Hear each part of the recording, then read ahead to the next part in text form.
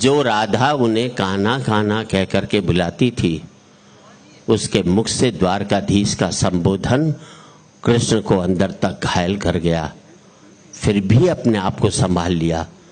बोले राधा से, मैं तो तुम्हारे लिए आज भी कान्हा हूं, तुम तो द्वारकाधीश मत कहो, आओ बैठते हैं, कुछ मैं अपनी कहता हूं, कुछ तुम अपनी कहो। सच कहूं राधा, जब भी तुम्हारी याद आती थी, इन आंखों से आंसुओं की बूंदें निकल आती थी। और पूरे एक व्यक्ति सबका आशीर्वाद चाहूंगा। सच कहूं राधा, जब भी तुम्हारी याद आती थी, इन आंखों से आंसुओं की बूंदें निकल आती थी। बोली राधा, मेरे साथ ऐसा कुछ नहीं हुआ, ना तुम्हारी याद आई, ना कोई आंसू बहा, क्योंकि हम तुम्हें भूले ही कहां थे जो तुम याद आते। और तालियां तो अब चाहिए, क्योंकि हम तुम्हें भूले ही कहां थे जो तुम याद आते, और इन आंखों में सदा तुम रहते थे, कहीं आंसुओं के साथ निकल न जाओ इसलिए रोते भी नहीं थे। और इन आंखों में सदा तुम रहते थे, कहीं आंसुओं के साथ निकल न जाओ इसलिए रोते भी नहीं थे। कृष्ण कुछ कड़वे सत्य सुन पाओ तो सुनाओ। कान्हा से द्वारकाधीश बनने पर या प्रेम से अलग होने पर तुमने क्या खोया, उसका एक आईना दिखाऊं। अब आपकी सदन की तालियां चाहूंगा साहब। तुमने क्या खोया, उसका एक आईना दिखाऊं। कृष्ण कभी सोचा, इस तरक्की में तुम कितने पिछड़ गए। यमुना के मीठे पानी से जिंदगी शुरू की और समुद्र के खारे पानी तक पहुंच गए। यमुना के मीठे पानी से जिंदगी शुरू की और समुद्र के खारे पानी तक पहुंच गए। एक उंगली पर चलने वाले सुदर्शन चक्र पर भरोसा कर लिया और 10 उंगलियों पर चलने वाली बांसुरी को भूल गए। और 10 उंगलियों पर चलने वाली बांसुरी को भूल गए। जब तुम प्रेम से जुड़े थे कृष्ण, तो जो उंगली गोवर्धन पर्वत उठाकर लोगों को विनाश से बचाती थी, प्रेम से अलग होने पर वही उंगली क्या क्या रंग दिखाने लगी। सुदर्शन चक्र उठा करके विनाश के काम आने लगी। अंग वही होता है, जब प्रेम से जुड़ता है तो विकास करता है, जब प्रेम से अलग होता है तो विनाश करता है।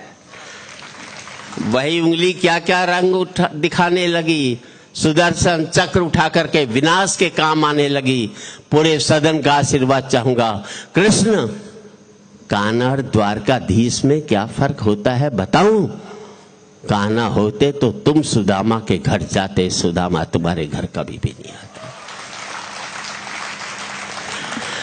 और जिन बातों के लिए पूरी कविता लिखी, इतने भागवत वाचक आए, हजारों साल से किसी ने इस बात का उल्लेख नहीं किया। मैंने उल्लेख भी किया और उसकी वजह भी बताई है। पूरे सदन का आशीर्वाद चाहूंगा। एक नई बात कहना चाहता हूं। कृष्ण, तुम तो सभी कलाओं के स्वामी हो, गीता जैसे ग्रंथ के दाता हो, नीति निर्माता हो, धर्म शास्त्र के जानकार हो, पर महाभारत युद्ध में क्या निर्णय लिया। अपनी पूरी सेना कौरवों को सौंप दी और अपने आप को पांडवों के साथ कर लिया। अब आपका आशीर्वाद चाहिए। अपनी पूरी सेना कौरवों को सौंप दी और अपने आप को पांडवों के साथ कर लिया। सेना तो आपकी प्रजा थी, राजा उसका पालक होता है, उसका रक्षक होता है। आप जैसा महाज्ञानी उस रथ को चला रहा था जिस पर बैठा हुआ अर्जुन आपकी प्रजा को ही मार रहा था। आप जैसा महाज्ञानी उस रथ को चला रहा था जिस पर बैठा हुआ अर्जुन आपकी प्रजा को ही मार रहा था। अपनी प्रजा को मरते देख आप में करुणा नहीं जगी, क्योंकि आप प्रेम से शून्य हो गए थे। प्रेम से जुड़े होते तो कौरवों पांडवों में युद्ध नहीं बल्कि समझौते होते। 2 बड़ी पंक्ति बनी, अच्छी लगे तो पूरे सदन की तालियां चाहूंगा। कृष्ण, युद्ध में प्रेम में यही फर्क होता है। युद्ध में आप मिटा करके जीतते हैं, प्रेम में आप मिट करके जीतते हैं। युद्ध में प्रेम में यही फर्क होता है। युद्ध में आप मिटा करके जीतते हैं, प्रेम में आप मिट करके जीतते हैं। प्रेम में डूबा हुआ आदमी दुखी तो रह सकता है पर किसी को दुख नहीं देता। और आपका आशीर्वाद चाहिए कृष्ण। आज भी धरती पर जाकर देखो, अपनी द्वारकाधीश वाली छवि को ढूंढते रह जाओगे। हर घर में, हर मंदिर में मेरे साथ ही खड़े नजर आओगे। हर घर में, हर मंदिर में मेरे साथ ही खड़े नजर आओगे। और आखिरी पंक्ति, हर घर में, हर मंदिर में मेरे साथ ही।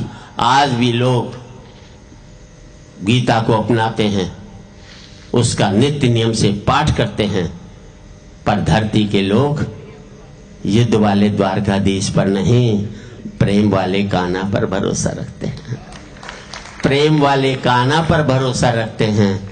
और जिस गीता में दूर दूर तक मेरा जिक्र भी नहीं, नाम भी नहीं, आज भी लोग उसके समापन पर राधे ही राधे